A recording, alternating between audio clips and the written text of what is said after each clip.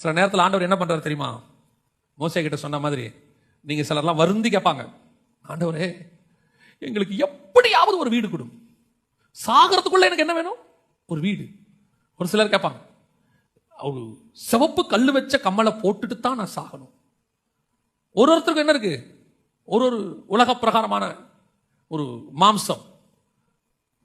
இது என்னை பொறுத்த வரைக்கும் புதிய ஏற்பாட்டுக்கு உகந்தது அல்ல. புதிய ஏற்பாட்டுக்கு உகந்தது என்ன தெரியுமா? அவருடைய சிங்காசனத்துக்கு பக்கத்தில் இருக்கிற மேலானவைகளையே நாடுங்கள். பூமிக்குரியதை எதையுமே கேட்காதீங்க. நான் மறுபடியும் சொல்றேன், இம்மைக்குரியதை குறித்து ஒருவன் பிரசங்கம் பண்ணுகிறான் என்றால், இம்மைக்குரியதை குறித்து உனக்கு அவன் போதிக்கிறான் என்றால், உன்னை அவன் பாதாளத்துக்கு நேராக வழி நடத்துகிறான். அப்ப இம்மைக்குரியது எனக்கு ஒண்ணுமே கிடைக்காதா? உங்களுக்கு நியமித்த எல்லா ஆசீர்வாதங்களையும் கர்த்தர் கண்டிப்பாய் தருவார்.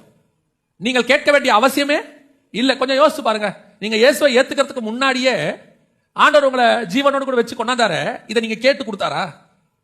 இல்ல இப்ப நீங்க இருக்கிற இந்த ஸ்டேட்டஸை கர்த்தர் கேட்டு கொடுத்தாரா? இல்ல. அவர் நியமிச்சு வச்சார் நமக்கு இந்த ஸ்டேட்டஸை.